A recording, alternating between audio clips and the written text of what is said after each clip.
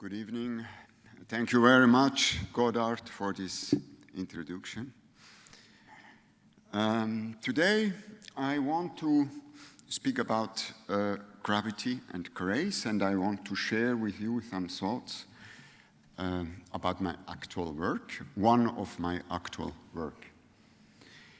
I was invited 2 years ago for a lecture, and the title was Grace and Gravity. And when I told it to my wife, she said, but Grace and Gravity is Simone Weil.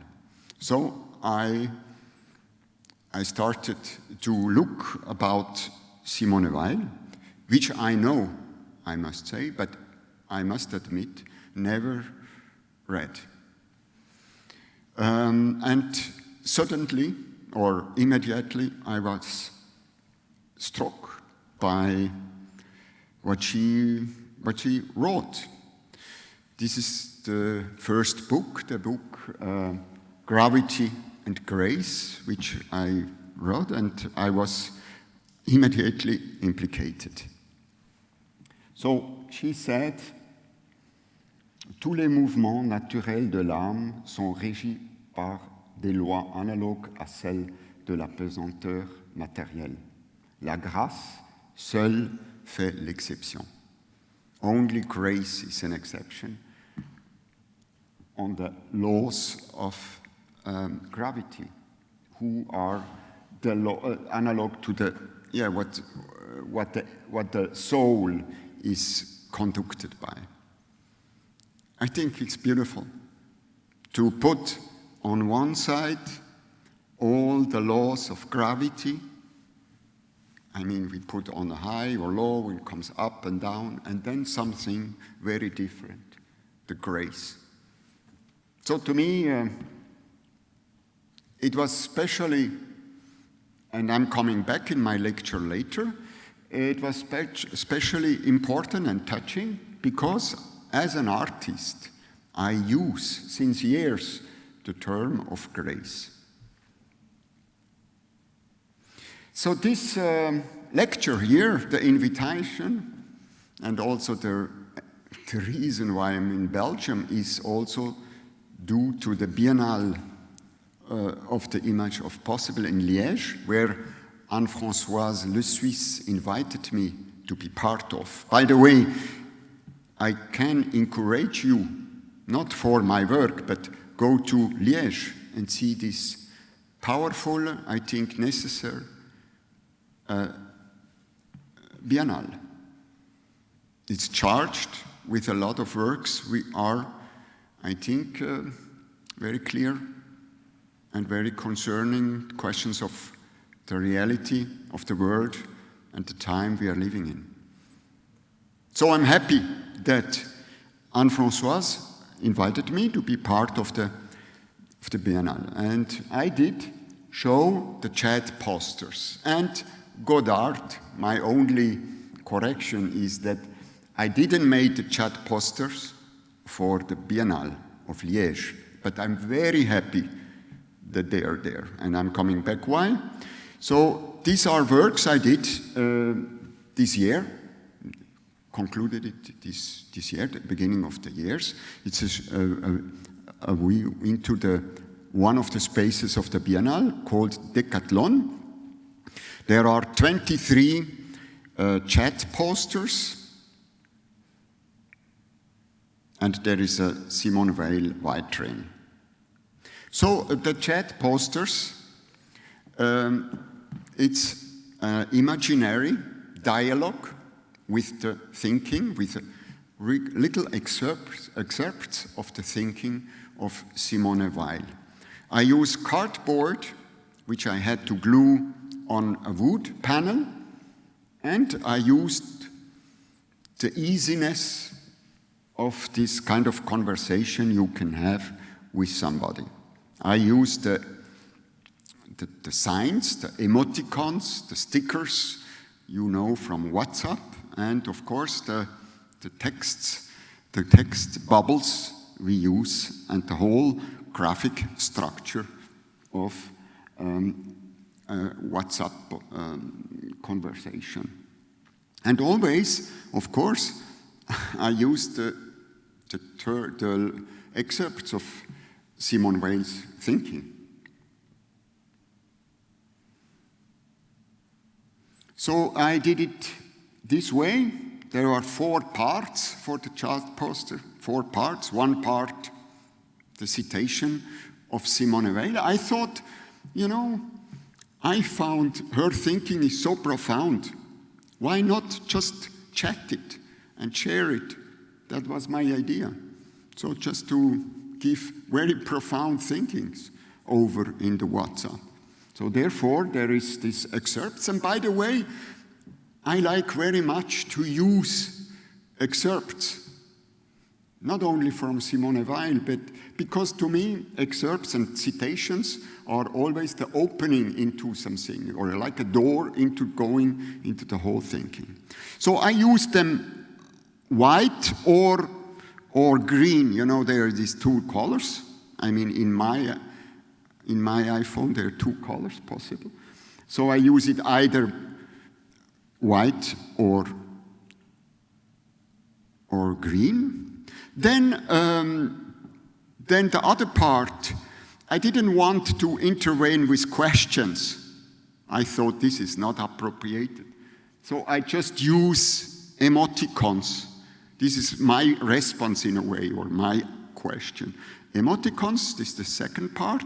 The third part of this conversation are always pictures of destruction, destroyed houses, destruction, old destruction, new destruction of collapsed houses by a gas explosion, by war, by misconstruction, whatever. Always, every chat poster had a picture of a destruction. And I used, this is the 4th part in this chat poster, mountain crystals. I use mountain crystal because they're very old. They're between 12 and 20 million years they are produced. So they're very old. So I wanted to introduce in this very flat cardboard surface, I wanted to introduce something very old who has another dimension of time, and propose kind of also another materiality, the crystals, which follow another logic, and also have aspect or are used as aspects to heal. Therefore, these 4 elements to do the chat poster. And then, of course, I used the graphics, the aesthetics, the repetition you can do with the chats. And of course, attention is the rarest and purest form of generosity, a phrase of Simone Weil. And that's how I conceived these 23 chat posters. So what is the impact of art on reality? This is the question of this Biennale. And of course, I cannot answer concerning my work. I think there is an impact. I hope, I affirm there is an impact into reality. I believe it as artist. I believe it. But I can only try with examples. I have to say, yes, art has an impact on my reality. And therefore, I want to see it a little bit larger, and not only visual art, but also the writings. And of course, the writings of Simone Weil, for example, has an impact to reality, I believe it. You have just to read, if you can, the texts, the titles. And also, to me, it has an impact. I can prove this, yes, it has an impact. So the question What is the impact of art on reality? I can affirm it has an impact. The difficulty, the tricky thing is, we artists has to resist to prove it in a way, you know. But I affirmed it, I believe it, but I don't want to prove it. So, for me,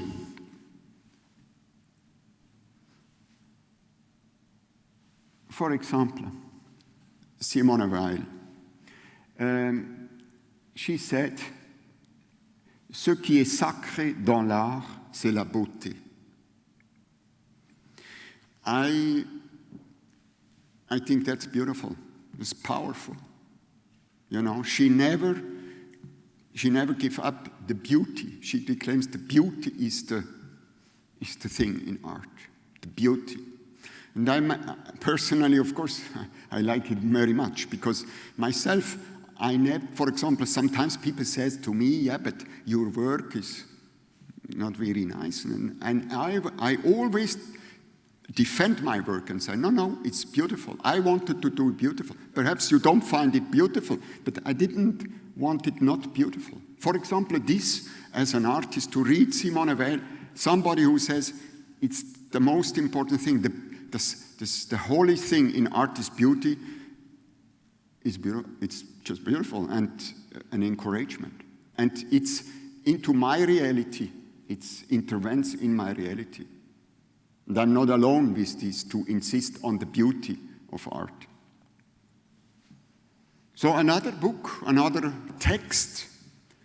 You know, Simone Weil, she died very young, at 34 years. And she never gave out a complete book. There is not a book, but there are a lot of texts. She wrote notes and also letters.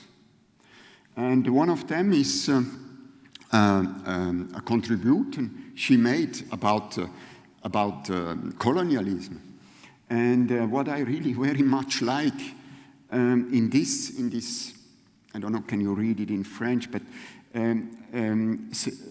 depuis ce jour, je ne peux pas rencontrer un Indo-Chinois, un Algérien, un Marocain, sans avoir envie de lui demander pardon. What I really very much like is that she implicates always herself personally.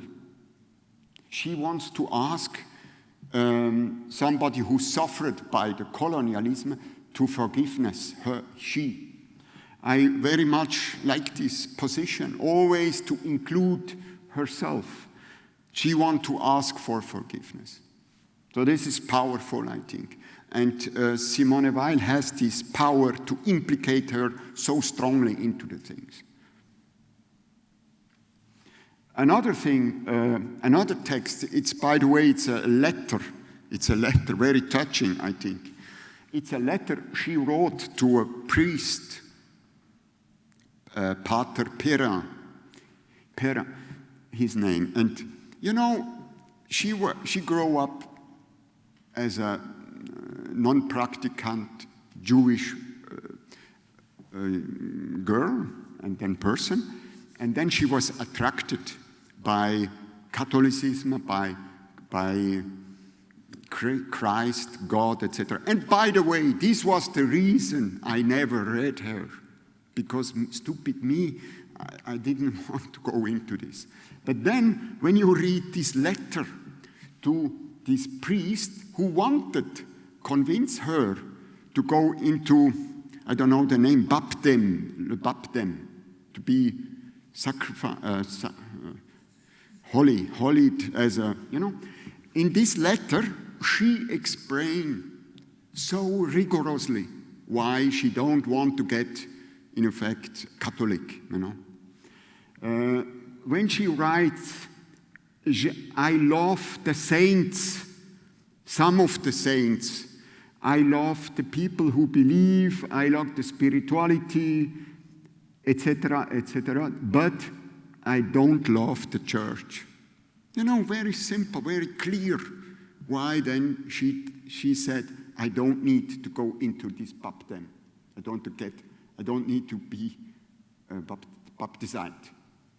So this is another thing, I think, beautiful, in clearness, in rigor, intellectual rigor. And then also, for example, this text, it was published in a syndicate newspaper. It was a grève, strike. There was a strike, and she described her joy. J'ai été voir les copains dans une usine où j'ai travaillé il y a quelques mois. J'ai passé quelques heures avec eux. Joie de pénétrer dans l'usine avec l'autorisation souriante d'une ouvrière qui garde la porte. Joie de trouver tant de sourires dans des paroles d'accueil fraternel. Comme on se sent entre camarades dans cet atelier où quand j'y travaille, chacun se sentait tellement seul sur sa machine.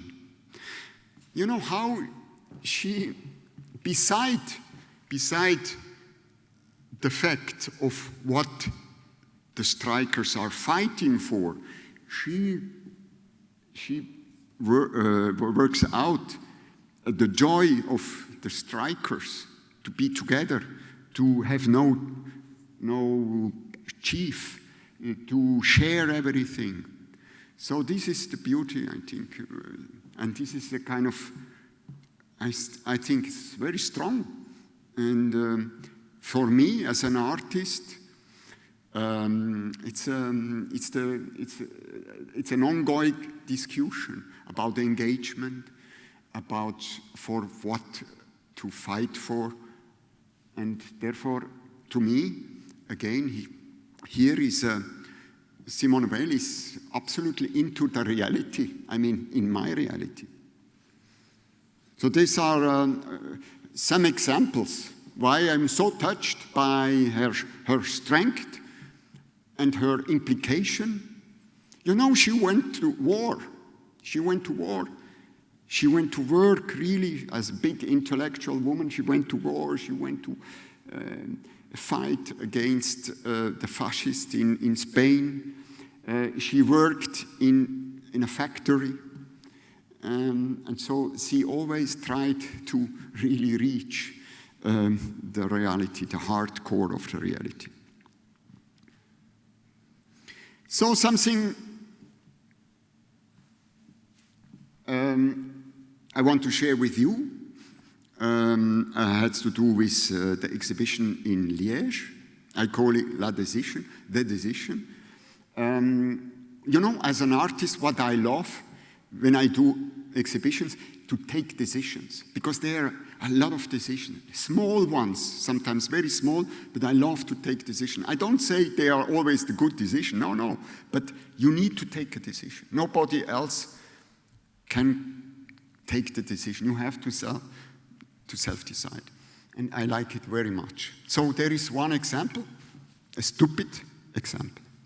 You know, with Anne-Françoise, when she invited me, this is the one view of one of the exhibition places in Liège called Decathlon. It's an old shopping space. I mean, beautiful. When she showed me this in first, she sent it, I was struck, I loved it. It's a fantastic place with this green carpet, with the light, the neon light, with all these walls and pillars. That was the space.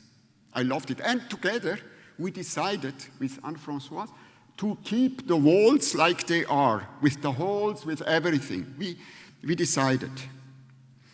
And then, when I came, the day before the opening in the evening, I came then, and then I saw, okay, it looks good on the right side, but then you see on the left side, I saw, it's clean on the floor. Somebody cleaned. But we decided before to keep all the struggle, the rubble and all stuff. So that was my problem, what to do now. Because I found it strange why there is clean and there is not clean on one side, on the ground. And then I went home, and I'm in the hotel, and what to do. And of course, as this is the picture before, and then picture after. And then, of course, I took the decision, the decision, to put rubble also there on the ground. And I put it there, and now it's like on the right side and not more on the left side. So this is, and the same here, on the picture on the left, there was no rubble, because somebody cleaned it, perhaps. And on the other side, then it's after my intervention in the morning before the opening to put the rubble. It's not a big deal, this, but it's still, it confirms me what I always thought as an artist, that, I feel often ridiculous myself in front of my work. But I think also you have to hold out this ridiculity. You have to hold it out. And when you hold it out, then I think you can let it be. And that's what that we did. And I'm happy now. There is always the rubble. Even the rubble is there on the left side. You see, there is, of course, no picture on the wall, because the rubble is not coming from the pictures, from my work that somebody put on the wall and didn't clean. No, the rubble is there since always. Since the Decathlon closed the space. So then I made a little leaflet to remember, which I called La Décision, and put all the stuff on. This is, what's about, for me, be an artist, taking decisions and feeling stupid, but still trying to go to the essence of the work to make it the clearest as possible. In the work in the exhibition in the BIP in Liège was also one vitrine. I call it the Simone Weil vitrine, with two books of Simone Weil and with a text of mine. And Godard mentioned it before. Yes, I write. I try to write about my will, how I wanted to do it, my work, this chat poster, and why I did it. And I think, to me, it's a good way to put it in a vitrine. Why? Because I thought, when it's flat, there is another. It's flat. It's horizontal. It's not vertical. The chat posters are vertical, but my text is horizontal. So there is a difference between. But still, I thought it's good to have the text. So if somebody has time, wants to know more, he can or she can read it. And I cannot say that I like to write about my work. It's not about like, but I think it's really something important to me. It helps me a lot to clarify my position, to fix things, to just speak out what I want to do, because the competence to write is my work. So therefore, it's quite easy to me to write. So this is the text. You can also, if ever you're interested, you can find it on my website. And now, you know why I didn't do this work for the Biennale Image Possible is another reason. First of all, I hope I made it for my attraction to Simone Weil. But then, of course, I was invited by my Parisian gallery, Chantal Cruzel, to do an exhibition. And I decided to do the chat posters. So this is a view in the gallery space, just 1 week before the lockdown in Paris. So these works could not be seen by the way, in Paris, because after the lockdown, there was only 1 week again opening, and people could come to the exhibition, but they had to sign in and to make reservations. So the chat posters were not seen in Paris. So therefore, I was so happy that the curator, Anne-Françoise, she called me and invited me to show this work. She invited me not to do something, but she wanted to exhibit the chapels. And therefore, I was so happy that I have a second chance, that now this work is exhibited and can be confronted to the real public, the real people.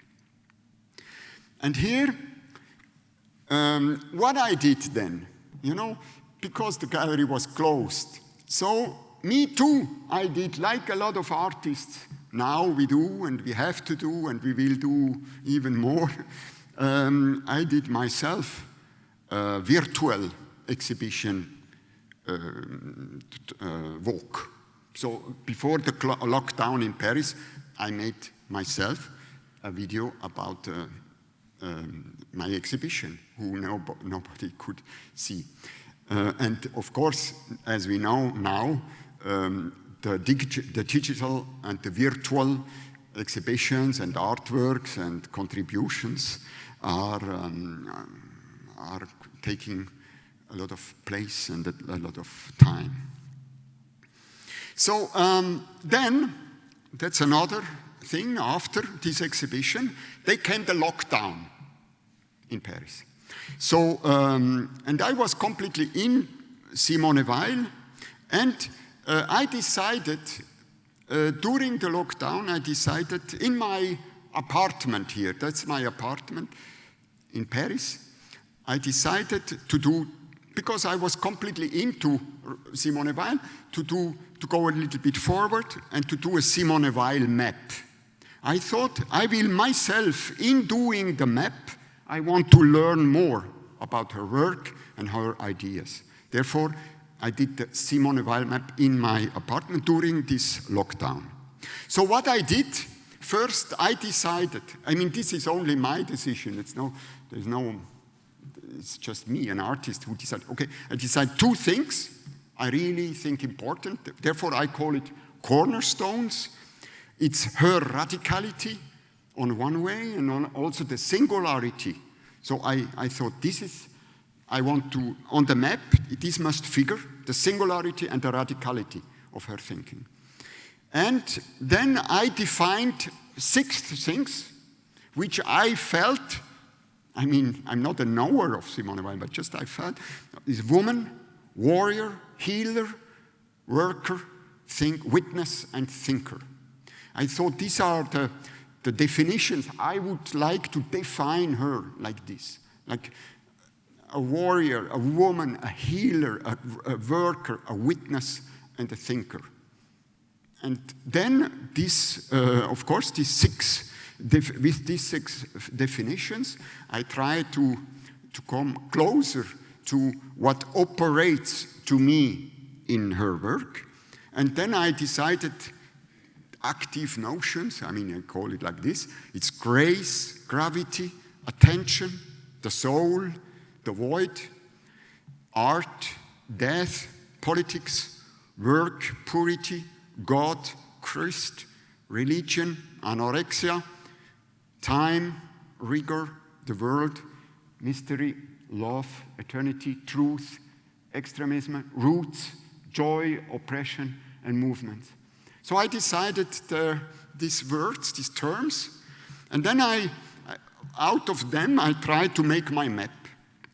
For example, the term of art, I just read in her text excerpts, and then, like I made the chat posters, excerpts of text, quotes, I put out, and always when she was speaking or writing about art, I put them together. So that was my method to map out the thinking of Simone Weil. And this is the map, the final map I did. And it's 4.5 meters long and 2.50 meters height. I can just read something which is in English and which is on the left. on the top left. So what I read is, stupid me, I always refused reading Simone Weil on account of religion, Christianity, and Catholicism. Just now, I understood that she is so sovereign, she's free, she's extraordinary, she's proud. She sacrificed everything for the pureness of love, truth, work.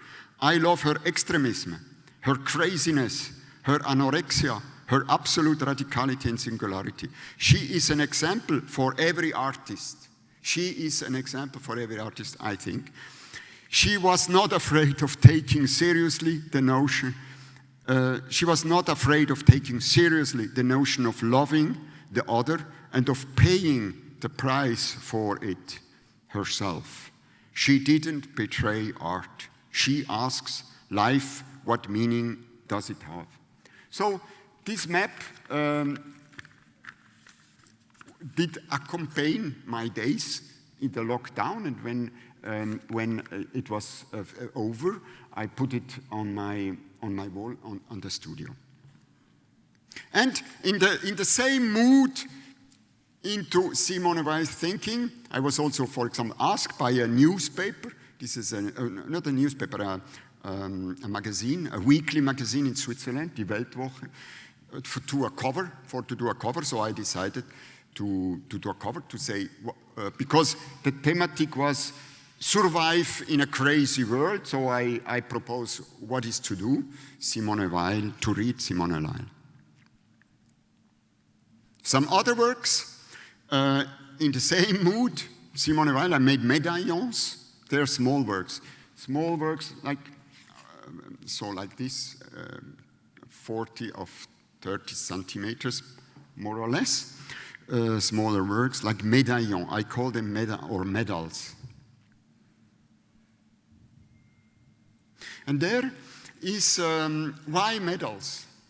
Why I call them medals, and why, of course, in order to protect, in order to heal, in order to give a good karma, yes, I thought. But also, there is another dimension I'm interested, because the medal can betray you, can be an element against you to wear a medal. And there, of course, there is this text Simone Weil wrote to Georges Bernanos, which is a writer, philosopher, French writer, philosopher, where she explained she was in Spain and fighting against the fascists, and then the fighters, Durruti, the hardcore fighters, they catched a young boy, 16 years old, and the chief, the Durruti chief, he asked this young fascist, because he was on the troop of fascists, he asked him to think about 24 hours. Will he renounce fascism and, or not? But how they get that he is a fascist? Because he has a medal of the Holy Virgin. He has a medal here. So therefore they know that he is a fascist. And after 24 hours, the young guy say, no, I don't want to renounce. So he was killed. So Simone Weil, in a letter, very cruel, but also very pure, she described this. This is, again, for me, an example of her radicality and her truthfulness. So, by the way, these medaillons, and I'm also happy about this as artists, they are now in an exhibition in New York in the gallery Gladstone, where there is an exhibition, for the moment, a virtual exhibition in a virtual exhibition space. But it's really there also. So there are in New York City Gladstone Gallery. So now I want to speak a little bit about grace to make clear, or why I was, when I read Gravity and Grace, so struck, and so I felt so implicated And because myself, as I told you, I use the word grace. Certainly I use it not really good or not appropriate often, but I use it. What I really love is the description of Simone Weil. Grace fills empty spaces, but it can only enter where there is a void to receive it. And it is grace itself which makes this void. You know, therefore, by the way, I used also one of these active notions, the void. It's so important. As artist, yes, I am confronted often or sometimes on a kind of void, you know, into my work, into art in general. And I think this is a beautiful quote, encouraging me and helping me to understand better why it is so important to go through this void and to accept it as it is.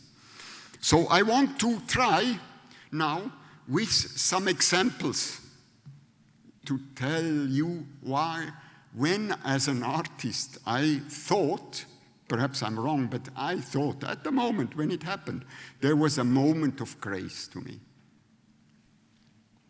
So this is an art, this is the Deleuze Monument I made 2000. And the Deleuze Monument, it's a failure, my fault, my failure.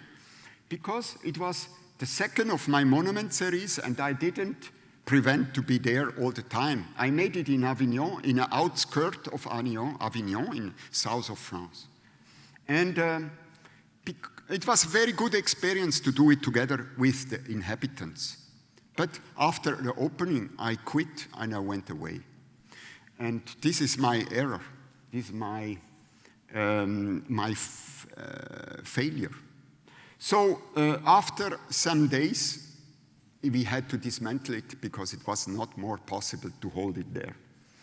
And this was not a completely failure, of course, but it was a failure. So and of course, there is a void because it's my failure, my error. By the way, I learned.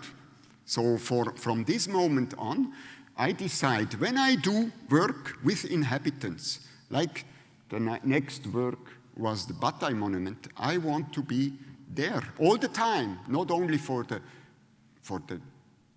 construction, but also after. And when the moment of void, of course, I had to accept it. This is a picture of 2000. It shows Jeffel Goodgill. Jeffel Goodgill was the social worker which helped me to encounter the neighborhood in the outskirts of Avignon at this time. So the moment of grace came up when last year Jeffel called me and he said, Thomas, we have to celebrate 20 years of the Deleuze Monument.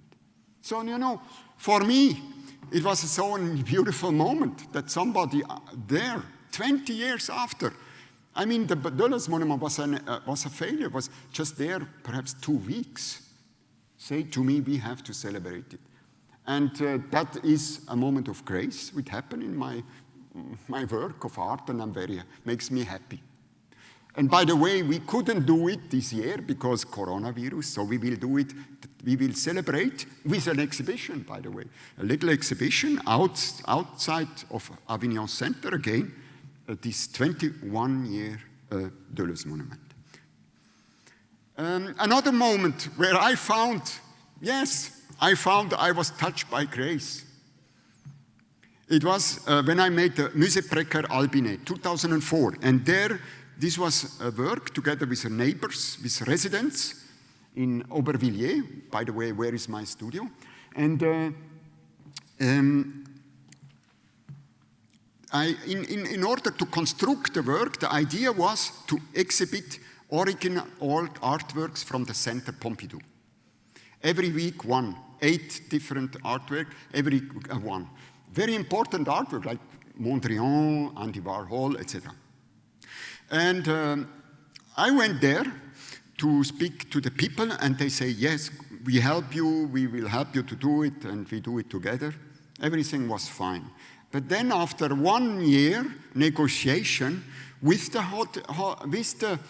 Centre Pompidou, the Centre Pompidou said to me, we need more time.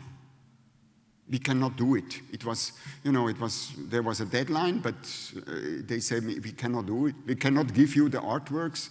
You have not enough of, conditions and so on. And then there was really a void, because I was there speaking to the people, we will do this, and I couldn't. So I went back to the people, and I spoke to the residents, to the few residents who came and I told them my problems. And I told them also that the Centre Pompidou promised me that it will be later. It will come, but we need more time, they told me. And then the people, and that was the moment of grace for me, all the people said, we will wait. And this was a beautiful moment for me as an artist, because first of all, the people understood the project, and they understood the necessity of it. Because I proposed them an alternative. I said, we can do something else. But they said, no, we want to wait. And of course, it was beautiful also because it empowered me to go back to the Centre Pompidou and really say, we need now the artworks, because the people, they want them. And therefore, after, I think, 6 or 7 months, finally we had. But this was the moment of grace, was this moment where the people said, we will wait, no problem. We will wait, we can wait. It's important that we have the originals. It's often together with these moments of grace, it's often together with real people who are in the reality completely. This was another moment of grace. I made the Gramsci Monument in 2013 in a neighborhood together with the residents for forest houses. And that was the moment where, to me, graceful was, why I made it there. Because I encountered people, they understood my project immediately. Because if they don't understand, you cannot do it. So this is Clyde Thompson. Clyde Thompson, it's very easy, by the way, to encounter people. You just go and call them, and can I come? They say, he's a social worker in charge of the youth in forest houses. And I made a meeting with him. Can I come? Can I meet you? I have a project, want to project. He said, no problem, come.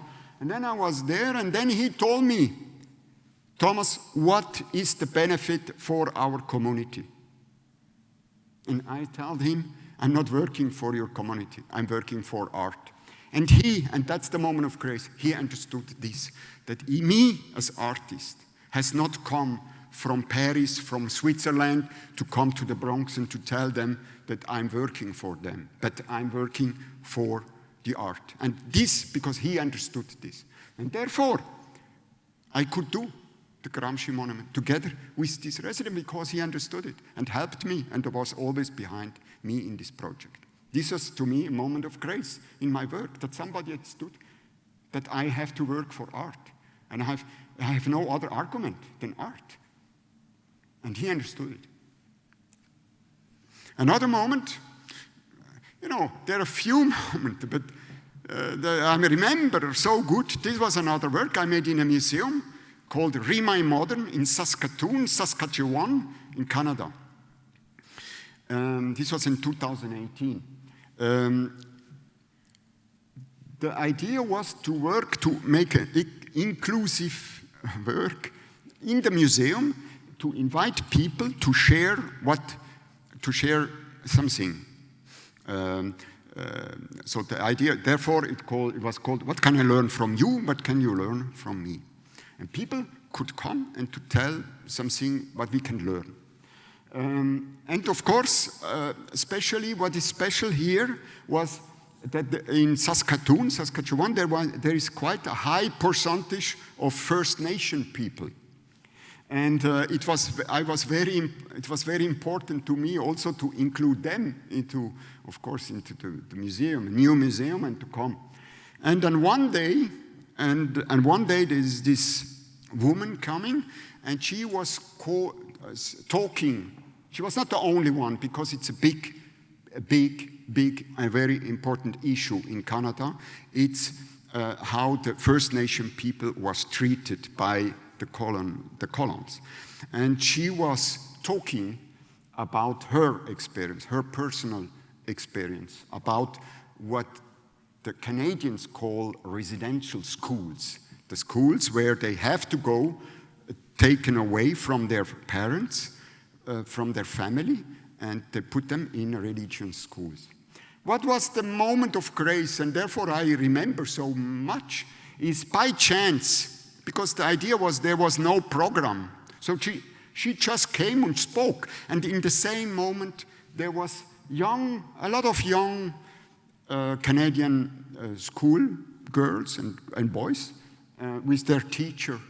And we could see how, as a chance, and I think it was a graceful moment, they were so struck by her testimony about what she, and perhaps the first time they heard about.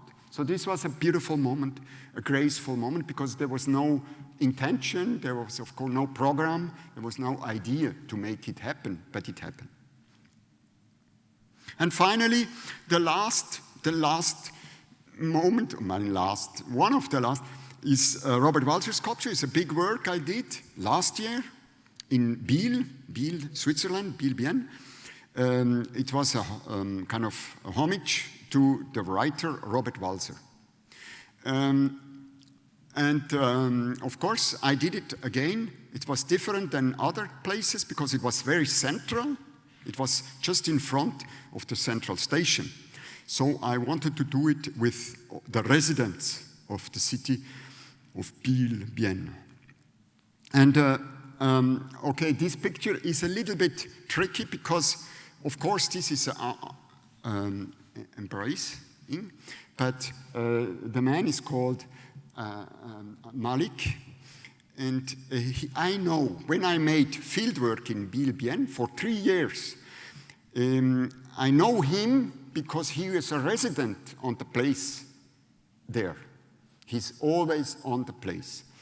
And I didn't know that I must absolutely, when I do an artwork on his space also, it's not only his space, but also his space because he's always there, I must absolutely implicate him. This is just a picture from the beginning, because in the beginning, he held me so strongly. He's so a strong person. I was completely squeezed. And I know at this moment, this will be difficult. And it was very difficult. It was very difficult with Malik because he was always there, of course, and of course it was no question that he's excluded. So I was in one way very happy that he's there all the time with us, with his alcoholism, with his drugs, with everything. So he was always there. But he was really very, it was very chaotic, his presence, of course. And it was very demanding, even when other people are coming to try to keep him away from the microphone, for example, because he was very attracted to the microphone. And why not? Because there was a microphone. So it was very difficult. And when I say void, I felt in the beginning, I felt myself in a void. How can I do this? How can I deal with this? How can I create a kind of cooperation or only a coexistence? And then, and that's the beautiful and for me graceful moment, somebody came, a lecturer, which by the way we invited, about Robert Walser, the Swiss writer, and she read the text about a person called Tom Sack. Robert Walser, he invented persons and figures in his texts. And I didn't know, but she read this text. And in this text, she wrote about somebody who is a monster, who don't belongs to this place, who has no place, who has no love, who has no friends, and who is, in a way, for everybody, a problem. Beautiful, right? And at this moment, I felt that's Malik. That's him. That's him. And to understand that, that was a moment for grace, for me to understand, and also to be then, of course, happy that I never exclude him. I never try to neutralize him. I always had him with us on the space. So the moment of grace was to read in the words of Robert Walser that there are persons like this on our world, and they have their sense to be there.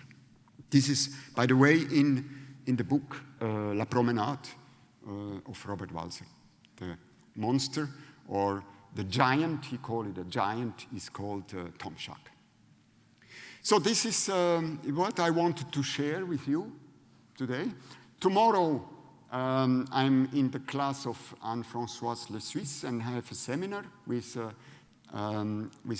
more questions. They sent to me the questions, 34 I count, and I'm very happy that they sent to me these very good questions, I must say, concerned questions about what it means to be an artist, what it means to work together, and I'm very happy and will prepare myself this night to give sharp responses to their questions. So now when you have a question, please feel free to ask me. Thank you.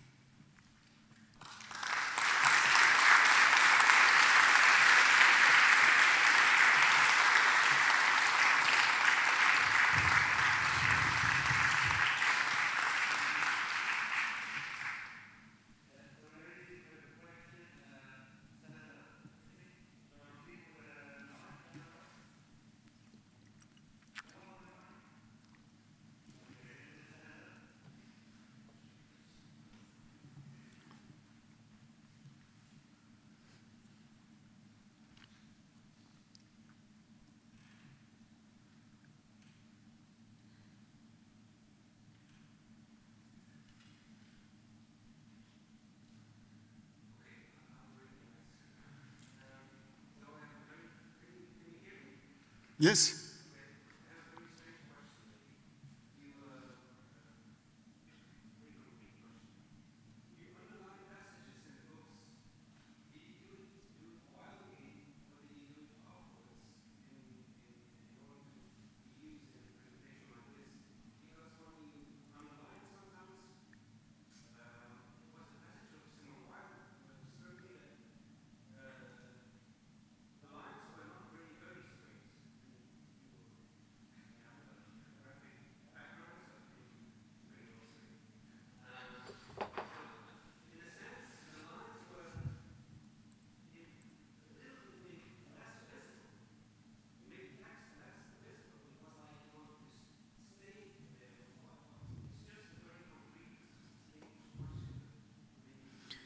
Yeah.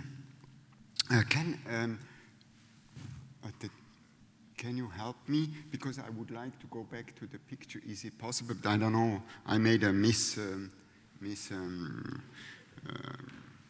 connection here. Sorry. So, yeah, I made it for you. Okay, here. Thank you. I made it for you. Only for you, because when I'm not academic, I don't do this normally. You know, when I read books, I don't do this. So I made it for you. I want to, and therefore perhaps it's not so good made. I made it for you because I thought, okay, they perhaps have a question what he really likes in Simone Weil, why he's so interested. So therefore, I made it here, for example, or in the other ones later. Thank you. so I put it like this. You see? Oh, okay. So that's why it's not so perhaps convincing for you. But it's what I thought. I mean, what is really what I found after, you know, what I think, okay, that's something I can share. How, for example, here, how personally she takes things. That's what I made. And then perhaps the other graphic thing, or here, also very clear, I think. And perhaps the only graphic thing is, I don't know, yeah, because this is on another page that I, you know, I made a collage, because it's on that page. So that's made, I made it for you, for this lecture, to Suline. Because myself, I don't need to Suline. I know it, I read it and I get it, I think. I mean, get it, what I can, but I don't do it. So therefore, perhaps a little bit artificial.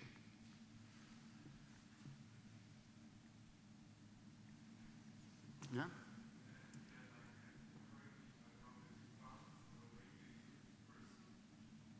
Sorry? Yes?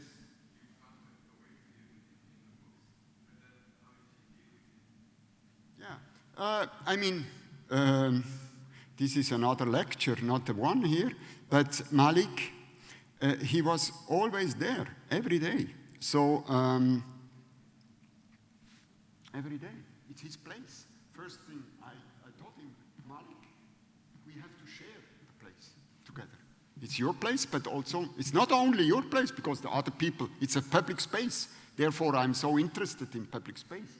So, and then we shared that place.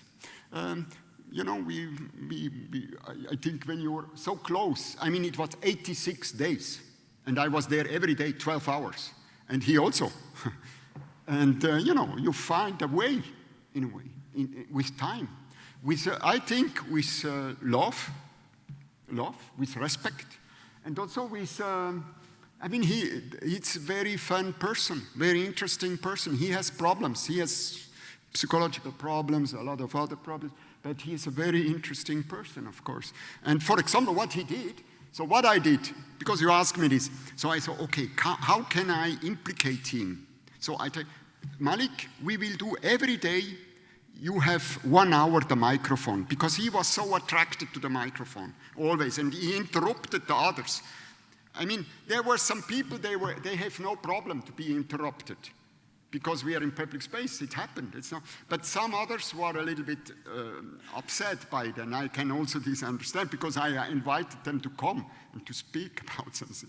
And then, so I told him, look, you have 1 hour every day, like the others, to speak. And it's called Les Paroles de Malik. And then Malik, what he did, very good, he invited other people to come. And he invited a lot me. And this was a very new experience to me, because I had to speak. We had a kind of dialogue to construct together, which was difficult for me, but it was very interesting, I think, very, very demanding. But there was a lot of respect also, and because you can, yeah, I learned something of him, from him. I learned something. And we had the everyday, I mean, and it was this coexistence. It was a real coexistence, which I love. It was not trying to neutralize him or me, but trying to coexist together. And we did this. That was, to me, Malik, even now, I'm in contact with him, thanks to WhatsApp. So, you know, it's it's an enrichment to me.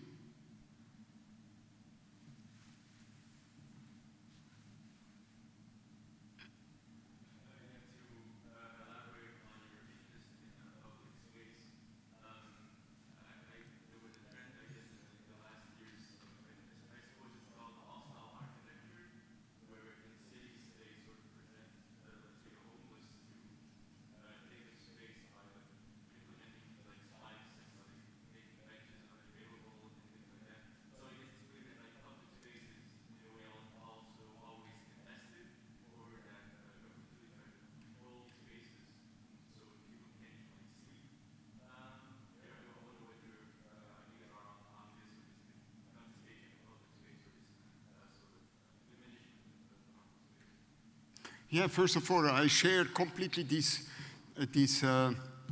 how can I say, this concern that the public space is more and more reduced today. For example, in city like London is less and less. Even parks are now privatized. So first of all, I found we have to fight for public space. We have to absolutely keep the public space as public. That's the first. Then, you know, why public space as artist is so, to me, it's so important. I made 70 works in public space. Not all big, like, of course, the Robert Walser's sculpture. But sometimes, in the beginning, small ones, and also people, sometimes nobody saw it. I love the public space because it's a confrontation with the time, with reality, with the world in a very condensed moment, and a very condensed spatiality. I love the public space because, you know, to the difference to exhibit in a museum, in a gallery, in an alternative space, in a biennale, I believe, this is one of my ideas, you have to decide the place where you do it.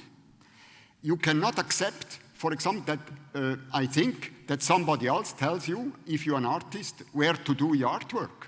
For example, in front of a public building, or in front of a bank, or in front of an assurance company. No, I think if you can do a work in public space, then you must decide where it is. And therefore, it's so important where the work is in public space. So this is about the space, the importance of the location of the public space. I'm passionate by it, to find a location. I think that's interesting. And I found people helps you to find a space. Now coming back to your question, my outgoing point is always art. It's not to, because I learned, and by the way, with my project in the Bronx, you know, the idea was not to say, I help you, but ask for help me. I was there asking for help. I told Clyde, can you help me to do the Gramsci Monument? I took the decision to do the Gramsci Monument. It was not the neighborhood. It was me, because I had this dream to do a monument for Gramsci, for Antonio Gramsci. That was my decision. And then I tried to find the people. So I never go myself to ask, or to tell the people, I can help you, or I will help you, because I think I can't. If somebody helps the people, it's not me, it's art. It's the contact to art, and it's up to me to construct this platform, because I'm an artist, not a social worker. So I have to work out this platform. Therefore, I'm always going with this idea of art. Another point, why I love so much public space, is the precariousness of the intervention. All my work, all 70 are precarious. No, every work is time limited, because I believe in time limits. I believe in the precariousness of artwork, because I believe that the precariousness creates the eternity, not the contrary, not the object, not the materiality, but the intensity of the moments you live together with somebody there. That creates the memory and the time, unlimited time. Therefore, I'm so interested by public space. So about the dedication, it's, I think, always the artist or the artist group or the people who decide to whom make a monument or a work. Is that somebody else who said, we need a monument for these and these people? No. So it must be a real idea. Then the space where it is, it says so lot where it is. It says half of the artwork. The duration is important. The duration as a gift, as a chance, as a real moment of intensity forever. And also what can happen with the people. So what I tried the last thing, perhaps not directly responding because I have not the competence to respond on this. So, but because it's the public place, everybody who hangs out, who is there is included. And never you can exclude them because it's the public space. So you have to share the place and to find a coexist, which I tried to explain with the example of Malik, but he was not alone, there are others.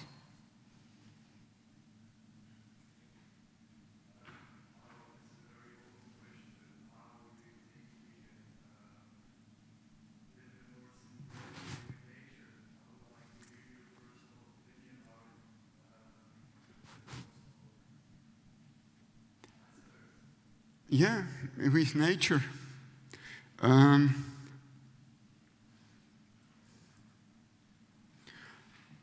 I think it's obvious to respect nature. But respect means not, to me it means not to, how can I say, it means not to go, to take me as a part of nature. I mean, to understand me as a part of nature. You know, when I went, perhaps an example, for example, when I went to Saskatoon, Canada, there is, and I discussed a lot with First Nation persons, they have a very strong connection to nature, of course. And still now, even when they're not more living out in the steppe, when they're living in the city. So, for example, I think one idea I get and perhaps can help us is the healing journey. You know, to understand that you can do a journey, you can do a trip in your head, but also perhaps a physical trip, which heals you. And I think there are ideas, I think very interesting ideas, which has not directly to do with the nature, because I'm not living in the nature. I'm not living in the nature, I'm living in a city. And of course, it's easy to me to say I am respecting the nature. But what I can get, well, how I understand it is, for example, to think about what they do, the First Nation people, when they have a conflict, they sit together and have the talking stone, you know, and then it's not a discussion. It's not a discussion. They do. Everybody can say what they want to say, how long he wants or she wants to say, and then she or he pass over the stone, and then the next. And so there is kind of ways, I think, to engage, which is not directly the nature, but which is with our nature as human. So I think to learn from the other. So I would like to say this. I would like to be open to still learn from the other things. And so I understand the nature like this. You didn't say it.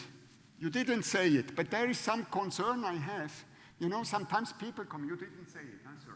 But sometimes people say, yeah, but Thomas, you're working with waste material. Cardboard, silver paper, styrofoam, all these shitty things, you know. I'm working with it, yes, I'm working with it. But I'm not working against the nature. I'm working with this material for political reasons. I took 30 years or even more. So now, some people are coming and say, oh, this is not good to me, you know. So I say, oh, yes. Oh.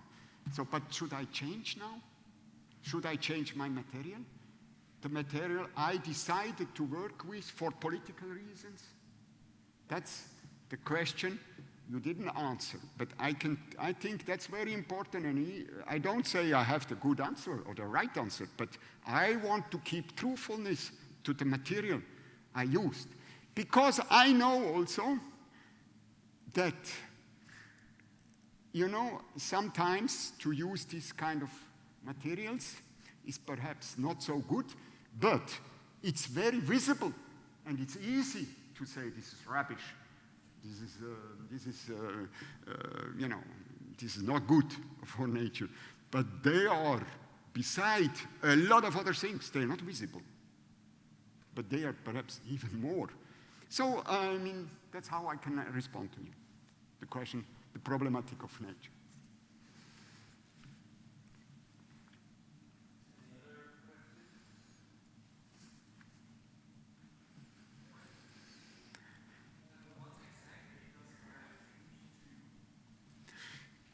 Yeah, I mean, to me, that's all the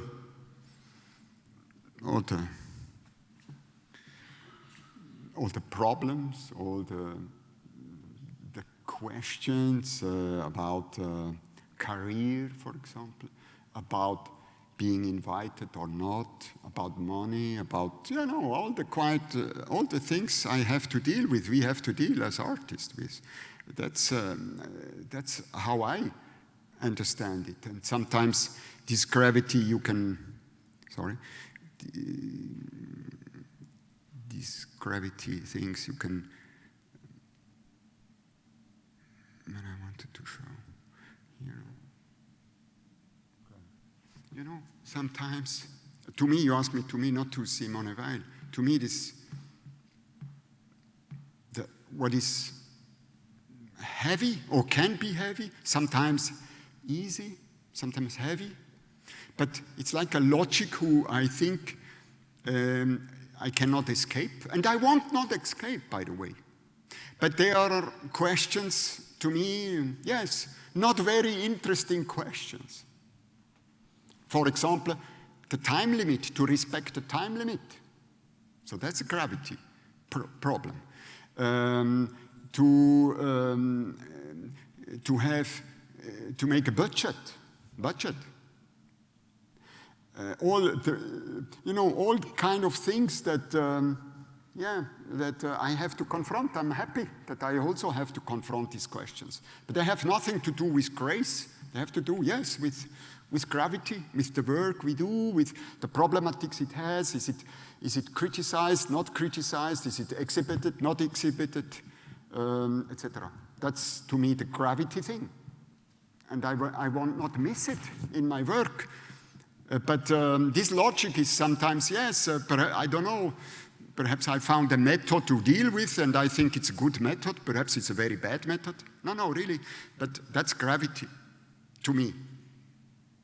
All the questions arise into the work as an artist, which I have to deal also. I have to deal.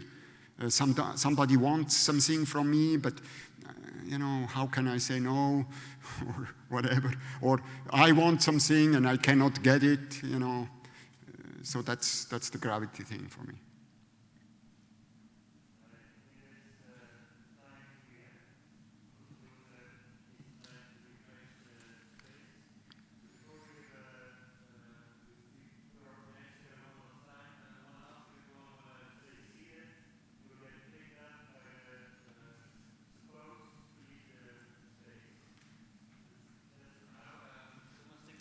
Thank you.